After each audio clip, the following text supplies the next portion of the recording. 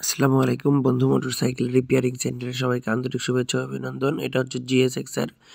তো এই বাইকটা আমাদের এখানে আসে, এটা হচ্ছে আমাদের শহরের ব্রাঞ্চনে ওনারা বাইকটি খোলে। তো যাই হোক, পরে আমাদের এখানে যে কোনো কারণে হোক আসে, তো আমরা খুলে দেখি এখানে ISC ভ্যালভের যে শ্যাফট, এটা কিন্তু টাল, যে কারণে পিক আপ মানে ধরে থাকে, প্লাস হচ্ছে আপনার গাড়ির স্টার্ট হতে সমস্যা করে। তো এই তো দেখেন, আমরা এখন এটা সঠিকভাবে টাল সারায় এখন যেটা করে দিব, এখন এটা সঠিকভাবে কিন্তু অ্যাডজাস্ট করে দিব, কারণ এটা অ্যাডজাস্ট করতে একটু সময় লাগে। এই যে দেখেন,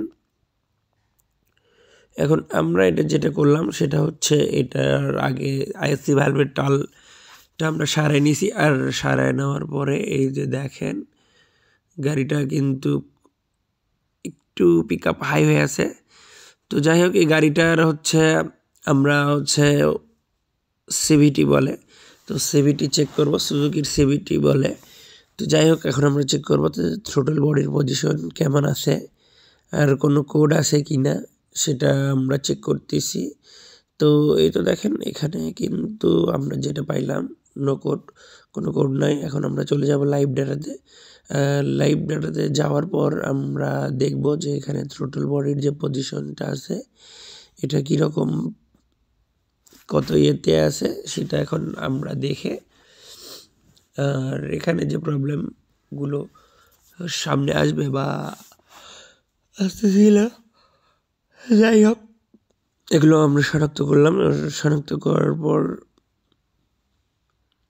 এখন আমরা যেটা করব সেটা হচ্ছে পুরো গাড়ির যে CVTর যে প্রোগ্রামিংগুলো আছে এগুলো আমরা চেক করব, কারণ একটা বাইক যখন আপনি কাজ করবে তখন হায়ার সিসির এগুলো খুব গুরুত্বপূর্ণ একটা জিনিস।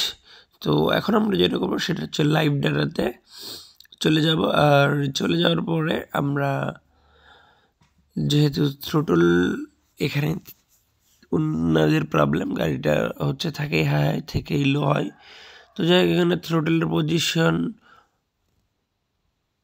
হচ্ছে আপনার 14.2। তো গাড়িটা আমরা ওকে করছি, ওকে করার পরে এখন পানি দিয়ে ঠান্ডা করতেছি, আর পানি দিয়ে ঠান্ডা করার পরে আমরা এখন আবার দেখব যে গাড়িটা এক সেলফে চালু হচ্ছে কিনা। তো যাই হোক, আলহামদুলিল্লাহ ওকে হয়ে গেছে। এই তো এখন আমরা বাইকটি টেস্ট ড্রাইভ দিয়ে আসলাম। ধন্যবাদ।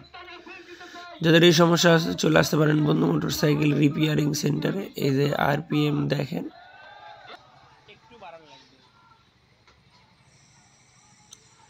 এই যে দেখেন RPM দেখেন, আলহামদুলিল্লাহ বাইকটি ওকে হয়ে গেছে।